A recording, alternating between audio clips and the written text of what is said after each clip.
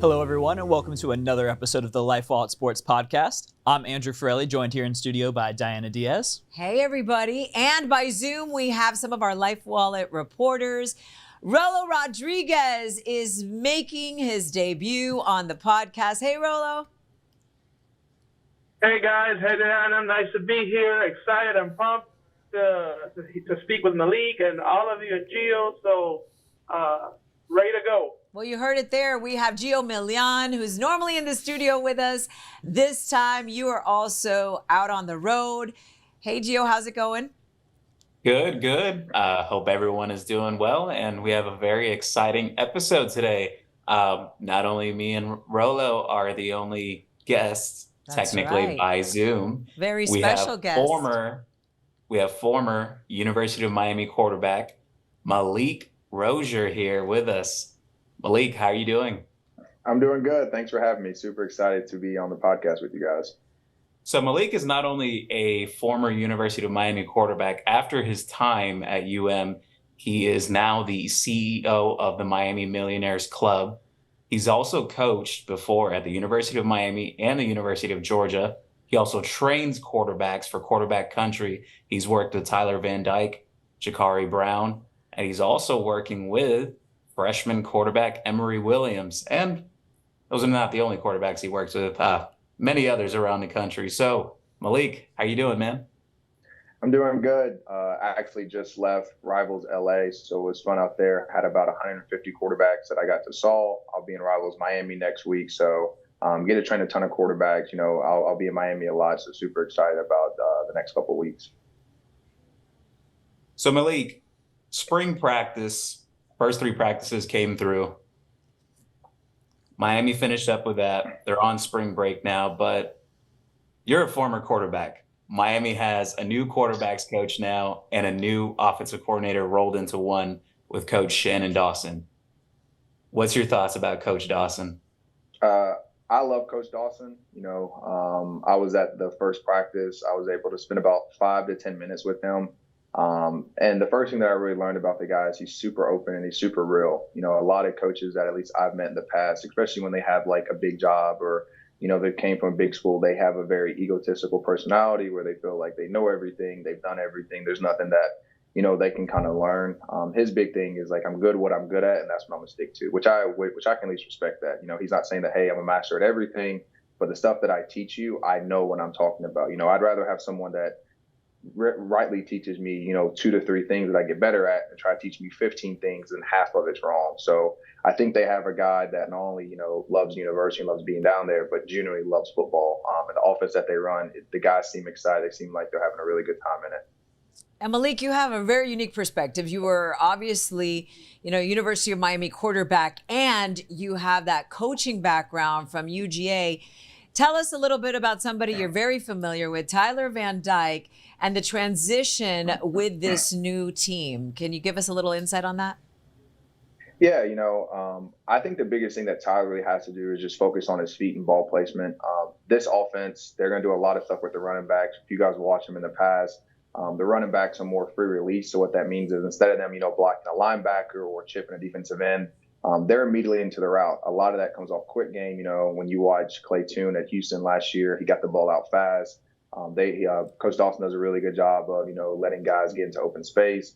If you guys go back and watch Geno Smith when he had Tavon Austin, I think that's probably the best example of him, you know, having really one good receiver that he continuously just got open over and over and over again. So that's really what I'm looking forward, you know, for the spring is which guy is going to be the playmaker. Obviously, you know, there's a couple guys, but which guy can really step up because, you know, Coach Dawson, if you can continuously make the plays, he'll find ways to get you open. And then Malik, obviously you played in a very different offense when you were here under Mark Richt. Do you think this style of offense under Shannon Dawson kind of fits the Miami roster and the athletes that they have better than some of the former offenses they've had over the last couple of years? Yeah, I definitely do. You know, if you go down and look at South Florida offenses, there's a lot of spread. It's funny. My first practice, and I know Geo's probably heard this, especially about some of the old ones, but the old saying of like when the ball's in, they go, blue. You know exactly what I'm talking about. Exactly. Travis Powell every Friday. That's a South Florida thing. You know, that's go balls, that's post, that's all deep routes, and that's solely what, you know, Coach Shannon is going to integrate. You know, and I do think this offense will be similar to Rick. You know, Mario wants to be run heavy. If you go back and watch when Shannon Dawson had really good running backs, they all ran. I think he has 3 for over 600 yards apiece. So he does want to run the ball, but obviously, he's smart enough that if he doesn't have, multiple good running backs, he can be really electric in the pass game. So I don't expect this to be, heavy pass. I really expect it to be probably like 60-40 run. I think they're going to try to set the tone in the run game. We have really good offensive linemen. And just talking to Coach Dawson, he wants to throw, but at the end of the day, he wants to set that run game just like Coach Mario does. So Malik, would it be fair to call this offense a power raid? Yeah, basically. It's gonna have heavy run, but I think they're gonna be very unique with how they do their pass game. I think they're gonna do a lot of quick games, especially to start off the first couple of weeks. But then I see by game 3, game 4, them stretching the field, more becoming kind of like that Coach Lashley offense that we saw. But I think for week 1, they're just going to try to find a rhythm, and I think they're going to be very unique. And at the end of the day, you can run a really simple pass game if you have a really dominant run game. You can run simple RPOs, you can run simple quick games, maybe a couple fades, because whenever you start to run the ball, more teams go into cover 1 or even that cover 3 where the corners are off. So it just allows, the quick game to open up so much more instead of guys sitting in 2 shell, having more people in coverage. So I think they're going to just really rely on the run game, especially with the veteran offensive linemen we have. And you mentioned the offensive line. I think it's fair to say that with the additions that they made either through the transfer portal with Javion Cohen and Matthew Lee, as well as some of the top freshmen they've brought in like Samson Akinlola and Francis Mauigoa, seeing a big improvement on the offensive line. It'll kind of make the whole offense look a lot better, regardless of the system, but especially with the new stuff that Shannon Dawson's implementing. Yeah, for sure. That was one thing that me and Rayshawn Scott actually talked about. So he was on staff with me at Georgia. And, for the University of Miami, to me, skilled players has never been our issue. Running backs, receivers, defensive back, linebackers. To me, it's always been, the upfront guys. I would say this is probably the first time that I didn't even want to go over to offensive linemen just because I felt so small, and I'm about 6'1". But, when those guys are 6'6", 6'7", it definitely makes you feel small. So it's a good thing to have, when you have mammoths in front of you that, can physically move guys from one side of the ball or across the line of scrimmage is good. So, to me, I think that's what football's won at, and I think that's where Mario has put his most emphasis on, which I'm super excited about. All right, let's transition to something that you're doing now, because you're not just involved in training athletes and quarterbacks. We talked about a few of them there. You're also working off the field to help student athletes. Can you give everybody a sense of what you're working on? This is really exciting, and you're working on partnerships with schools. It's a mentorship program for student athletes. We mentioned it a little bit earlier about the Miami Millionaires Club. Talk about what that is and why you think that's important, because it's not just about the game on the field, but the game of life, right? Yeah, so the whole goal of Miami Millionaires Club is to teach student athletes how to own and operate their own small business. So right now, if people want to help, you can email me at malik@miamimillionaires.io. And right now I'm looking for speakers. So I have about 30 to 35, but I continuously want to build. So if you're a Miami alumni or you live in the city of Miami and you think you have a really good business niche, and obviously you need a successful model, but we're looking for people that can come and educate these kids. Some of these guys are getting 6 figures plus a year in NIL deals, and half the problem is they don't know where to invest it. They don't know what to do with it. Obviously, they're getting tax heavy.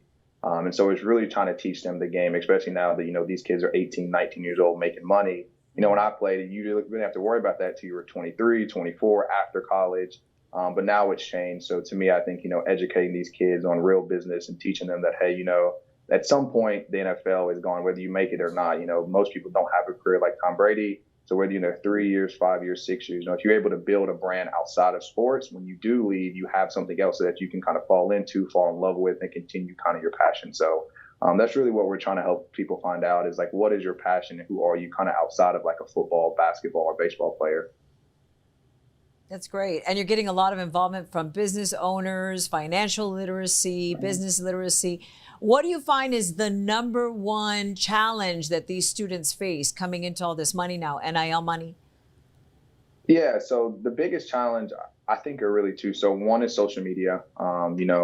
Now with the fact that they're getting paid off of the impressions that they have, they can't turn off social media. So let's say I have a bad game, a bad week, and I have an NIL post, or maybe I have something else that I'm obligated to do once a month, once a week. I can't turn my Twitter, my Instagram off saying, no, I just want to kind of disconnect. To me, that was one reason why, when we did the NIL deals with our kids, I made sure that they did no NIL post during the season. So in case, those kids want to turn their social media off and just kind of disconnect from the world, like they didn't have to worry about, I need a post for my Millionaires Club. And I also think it's just simple education. Some of these kids have no idea about taxes. Some of these kids have no idea about investments.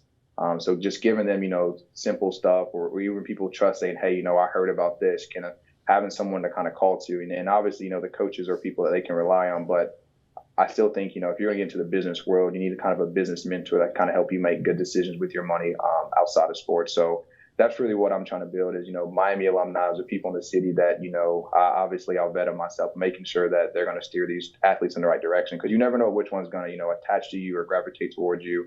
So I want to make sure that it's trustworthy people that genuinely want to help these kids out. Yeah, we really support it too, because that's what we do here at LifeWallet. All of our NIL athletes go through training, not just on-air training, right? Because there's life outside of sports, but, all that literacy with respect to finance and business is something that, we here really feel strongly about, that John participates a lot in as well. So we're excited for you, and we're excited that you're venturing into this, because it is something that is needed in this day and age, right? Especially with you mentioned it, social media, not being able to turn it off, criticism, blocking it out because of the mental game that goes into it. We saw a lot of that with the team this year, and then facing, backlash on such a public display, right? Because you can't turn off all that noise unless you tune out of social media. So it's great. Yeah, it's definitely a great thing that you're doing. Really appreciate all that you're doing to help out these student athletes, and also, the fact you're looking to get so many people in the community involved with being able to help them out as well. Yeah, I think you have to. I think that's what makes Miami great.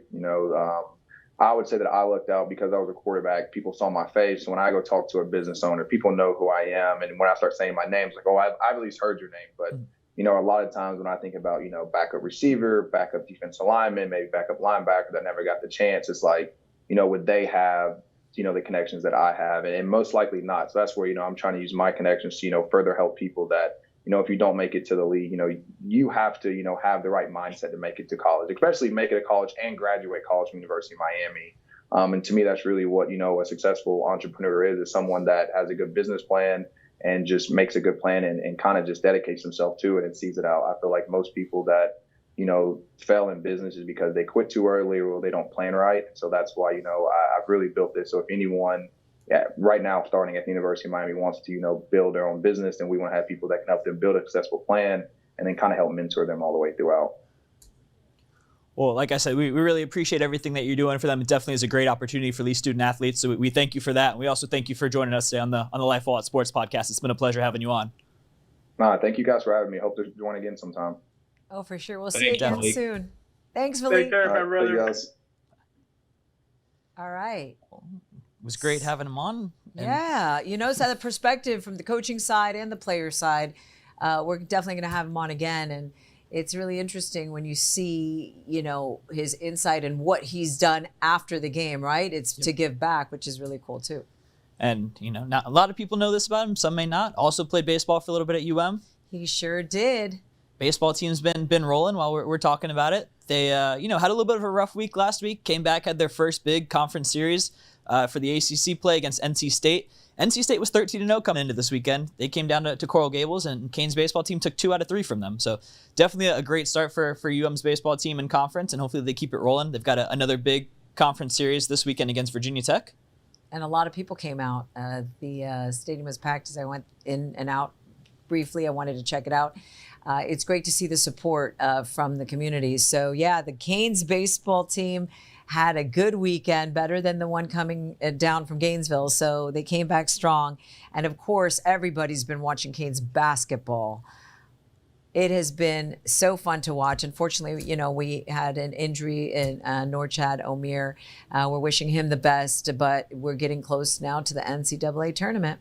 Yeah, definitely. And, came out there, won the ACC regular season championship. Yes, they did. Obviously had some injuries. Things didn't go their way in the ACC tournament, but still came out of there with the 5 seed going into March Madness. They're going to play this Saturday against Drake, especially if they get Norchad Omir back and he's healthy. Hopefully they can make a nice run there. Geo, you've been watching closely. What are some of the things that you're seeing and really looking for going into this tournament? I mean, at least going into the tournament, look, that game against Duke that Miami had in the ACC tournament, we talked about it on the podcast last week. We mentioned, look, this is not the same Duke team that Miami had faced back in January, and that was the reality. Duke's front court size kind of got to Miami. Norchad went down within that first minute of the game, so it's kind of a tough situation for Miami, but big kudos to them staying in the game, fighting their way through to the end. They did not give up until the buzzer.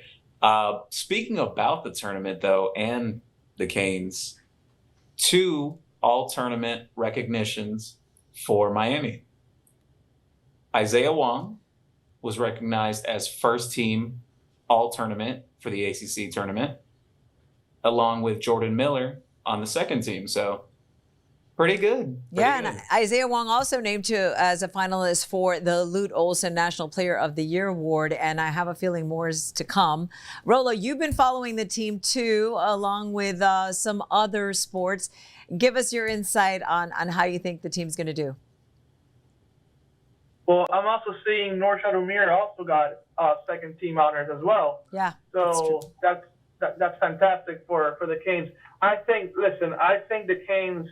It all depends how Norchad is going to be playing, or if he's going to be playing. I think we would have beaten Duke had we had him healthy. I feel like the boys gave a great effort, considering the fact that they were outside and outmanned. And, we can talk about some calls there that the referees made. I know some of the Canes fans were upset about that, but I think we went toe-to-toe with a good team. And at the end, we just needed that size, that presence. I think, early on, we're going to do good. And I even think we can survive our first game against Drake without Norchad. I think we have enough firepower. Isaiah Wong has been fantastic. He's been shooting 60% for his past couple games, averaging 19.5 points per game. I think he's going to have an amazing game. He's going to take over. And I think overall our team is solid. But I think as we start moving into the round of 32, and if we're lucky enough to get to the round of 16, we are going to need the big guy in there to help us out if we want to have a run like we did similar to last year. Yeah, definitely need him back in there. They're a team that doesn't have a lot of size. They've got tons of great guard play. Obviously, you mentioned Isaiah Wong and just the way they've been shooting the ball well. But for a team that's undersized, to lose Norchad Omier to an injury, that really hurt them. And I agree with you. I think if they did have him, they had that inside presence, that big-time rebounder that he is, I think they would have gone out there and beat Duke and possibly gone on to win the ACC championship in the tournament as well. So we'll see what happens if he is healthy. I think they can make a very nice run in the tournament. He was walking around without a boot when they were finding out their seeding and everything like that. So hopefully he'll be able to come back game 1 or even game 2, because I agree with you as well. I think they could get past Drake without him. But if they get him back, it would definitely be a huge addition and someone that would help them really push deep into the tournament, because we know they have the guard play to go deep. And obviously, not just the men, the women as well. They women's were 9th seed. 9th seed. They were on the bubble. Some people thought they'd get in. Some people didn't think they'd get in. But they got that tournament berth. They're the 9 seed. They're going to be taking on Oklahoma State this weekend, so we'll see if they can continue their run as well. It's a lot of basketball to watch. This is good. Definitely a lot of basketball March to watch. Madness is officially upon us. And Rolo, I know that you took a little time to be able to be with us. Before we let you go, you've been covering UFC for us lately. Give us a little bit of insight before you go on what we can look for ahead, who is standing out right now, who we should be following, who we're going to be talking about. Yeah, so this Saturday, there's going to be a huge fight in London where you're going to have the defending champion, the new defending champion, Leon Edwards. He's from England, born and raised in England, and he's going to be fighting one of the best welterweights of all time, Kamaru Usman. And this is a huge fight because Usman was making the case that he was possibly the greatest of all time at the welterweight division. There was talk that he was going to even surpass the legend George St. Pierre. He had defended his title 6 straight times. He was just lapping the division. He was on pace to lap the division, the top 5 of the division 2 times in a row. And then Leon Edwards happened. A fight that Usman was dominating for the most part outside of round 2, that he was taken down. and all of a sudden, with a minute left in the fight, that headshot that knocked him out cold, knocked Usman out cold. So, yeah, this is going to be very interesting. How is Usman going to respond? If he were to fight and lose this fight, I think we can start forgetting about him possibly not being a great champion, because he is a great champion, but being the greatest welterweight of all time. This is a legacy fight for him. Can he recover like St. Pierre did when he lost against Matt Serra years ago and just come in and put in a dominant performance at, Edwards' home turf? Or is that headshot, sometimes when you get knocked out like that, it plays mind games with you, and you start questioning yourself a little bit. Are we going to see that? So that's what I really want to see. And I want to see if Edwards feels that confidence from his home fans, the crowd, the energy. They're all going to be on his side. I think we're going to have a fantastic fight, and I can't wait to cover it for you guys. Definitely going to be an exciting fight. I think we're all excited to see that one. Speaking of fights, the Heat are in a fight for the playoffs right now. Yeah, they are. I was at the game last night. They looking good. Win last night, and they have a stretch ahead of them here. They do. They're getting healthier, it seems like. Kyle Lowry's coming back from injury. They got Duncan Robinson back. Hopefully these role guys can continue to step up. We've seen some frustrations as of late, especially from Jimmy Butler, seemingly having to kind of carry the team. When they fell earlier this week, he walked off the court a little early before the game ended. Didn't seem too happy with some of the things that are going on. So hopefully some of these role guys will continue to step up. Geo, you've been watching along as well. What are some of the things you're looking for, from this team as they continue to push and hopefully get a higher seed right now as they sit about 7th in that playoff race? Well, I think you said it perfectly, Andrew. Look, they're getting healthier now. Kyle Lowry's back. Duncan Robinson's back. They just got Kevin Love into the rotation after that trade. Little struggles with Kevin Love so far. But look, they split the midweek home series with the Cleveland Cavaliers. They go out and fortunately lost to Orlando in overtime. Jimmy put up a season-high 38 points. Then they took down the Jazz the other night. Mm-hmm. It's kind of teetering on back and forth. They win one, they lose one. They win one, they lose one. But it's not really the best situation that they want. They want to get more out of this roster. Unfortunately, they have not been able to do that. It's going to be a tough stretch down the road. Not too many games left in the season. You have 82 in the season. The Heat right now are 37 and 33 on the season. Mm-hmm. 7th seeded in the East, as you mentioned. 3, let me get that correct, actually. Yes, 3 games behind the Brooklyn Nets and the New York Knicks for either the 5th or 6th seed. So Miami, they're in that bubble range right now to enter the playoffs, and that's not exactly where they want to be. They want to get into that 5th or 6th spot and just kind of secure their way into the playoffs. So we'll see how it goes. And Gio, I would add, ever since the trade deadline, we are 7-8. So we're under 500 as it speaks ever since, the trade deadline ended. As we know, Miami didn't really make any moves at the trade deadline. We just picked up Kevin Love from the waiver wire, and as we're adjusting and trying to see where he fits and where he plays, we're not really gaining ground. And I agree, we don't want to be in a play-in, because in a play-in you have very, very little room for error. And I think for Miami, this stretch is crucial to see if we can make some ground. I was wrong. I thought when Kevin Love was brought in that it would be enough to help us at least catapult us to the 5th seed, and we haven't even overtaken Brooklyn. So that there is some cause for concern. Definitely, and it'll be interesting to see what happens going down the the stretch here with this Heat team.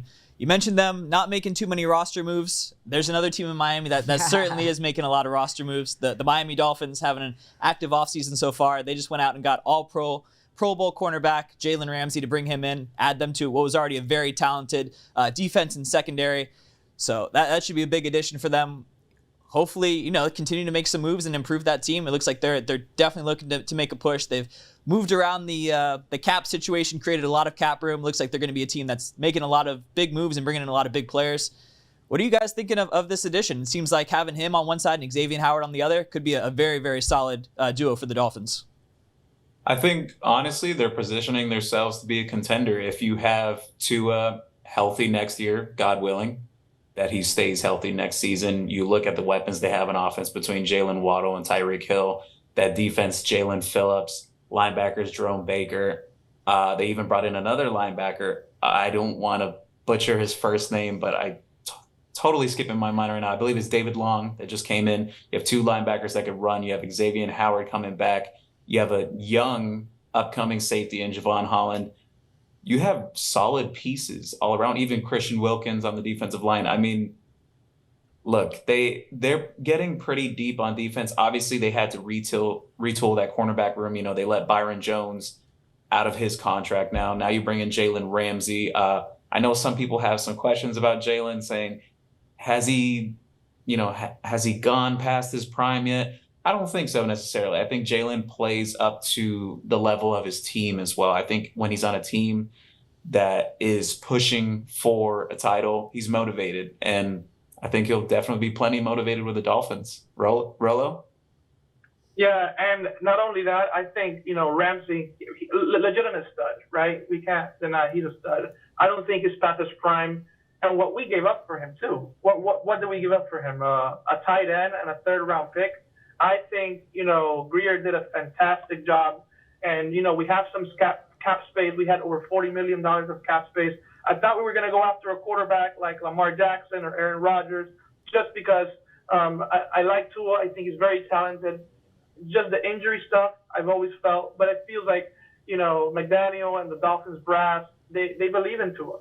They think he's going to be healthy. So it looks like they're taking the alternate route of, hey, let's use all this cap space to really beef up our areas here and just solidify our linebacker corps. Really needed help, right? We got a good linebacker, yes, with David Long. We got, Ramsey solidifying our defense as well. And I think, we look now like a better team than we did last year, and we still got some space left over. Yeah, definitely a front office and an organization that looks to be making a push to compete right away for a title. They're not sitting around. They think they have their quarterback in Tua, and they're putting the pieces around him, spending the money, doing what they need to do to make that run for the Super Bowl. So we'll see how this offseason continues and what happens next year. But while that football team's in the offseason, there's another football team that's in full swing midseason, the 7-on-7 circuit. 7-on-7. And you were there. I was there. The trip out there to New Orleans, and the hometown team brought it home. Another tough trip. Another tough trip. New Orleans, a tough place to go. Had to make another sacrifice. From Vegas to New Orleans eventually, yeah. So, but this one was even better. The hometown team went out there, Miami Raw. They went 8-0, dominated their opponents, outscored them 206-103, and brought home that Battle New Orleans championship. They went 8-0 and just kind of ran through the competition. There were some big-time targets that were out there playing well for them. Their quarterback, Michael Van Buren, was one of the best players out there. LaWayne McCoy, a South Florida product, Miami Central High School receiver, had an incredible weekend for them. And also 2025 receiver, Nashawn Montgomery from Palm Beach. He's another local kid that went out there and had a very, very impressive tournament. Was definitely one of the top performers there. Actually got an offer from LSU while out there in New Orleans. So he impressed a lot of people that were there. So it was an impressive run from them this weekend. Nice. And so what can we look forward to then this week? We have the Canes basketball team playing tonight. So we're going to have a lot more on that and some insight from some former players too as we move on into March Madness. So a lot to look forward to. Yeah, definitely an exciting time. You said a lot to look forward to. Going to be a lot of basketball over these next 2 weeks or so. So and even further in the NBA. So we'll see what happens. Definitely a lot of Miami basketball involvement going on right now. And in our own backyard, records were broken. The World Baseball Classic has brought hundreds of thousands of people to South Florida. If you've been wondering what all the traffic is about, that's it. And they have had some amazing baseball to watch, and records broken at Lone Depot Park. Let's show you some of what was going on this week with the crowds going wild on the concourse. One of the biggest record-breaking crowds that Lone Depot Park has seen, and also records broken by Puerto Rico. I know that all of South Florida is cheering on these teams, but that one was one to watch. Yeah, definitely just incredible crowds this weekend. It's been a party atmosphere out there in the stadium, in the concourses. You hear the drums, the music, everything going on. Just an incredible atmosphere out there in the stadium. And also some great performances by the teams. And you touched on it, an incredible performance from Puerto Rico against Israel. The first perfect game in the World Baseball Classic. So just an incredible environment for that game, incredible performance all around. And definitely some great teams playing so far. We saw in the first group, Cuba and Italy advancing from a 5-way tiebreaker. All 5 teams in that bracket were all 2-2. Came down to run differential, which after a series of tiebreakers, they were the ones that went on to move on to the next round. Pool B, we saw Japan and Australia move on. Japan looks like the most dominant team in the tournament so far. They outscored their opponents 38-8 as they went 4-0 in that first round of pool play. They definitely look like the team to beat, so we'll see how they continue on and continue to play. And then Pool C and Pool D, the United States is off to a hot start. They did lose to Mexico, who's right behind them. They beat Canada, who's in third in that bracket. So we'll see. They've started off well. Hopefully they'll be able to continue to move on as well. And then Pool D, Venezuela and Puerto Rico. They look like the teams to beat coming out of there. Venezuela is off to a 2-0 start. Puerto Rico is 2-1, owned some tiebreakers, and had that perfect game recently. So they look like the teams that are going to come out of Pool D. And should be exciting as it moves on. Lone Depot Park will continue to host a lot of these games, and we'll see some more big crowds and exciting times there. And it runs to the 21st. And we, of course, we're going to have lots of coverage for you. Geo, you will be there covering one of the games. So we're excited to see what's to come. Definitely. It's going to be a fun time, a great atmosphere. I'm a little jealous of you, Geo. It's going to be a party out there for you. So hope you have a great time. Yeah, it's going to be exciting. Look, I'm Cuban, so hopefully Cuba keeps on advancing. We'll see.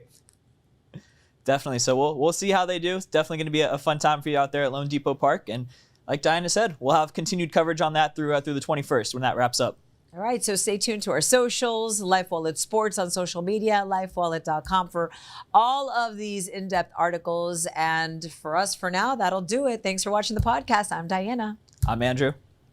I'm Geo. Bye.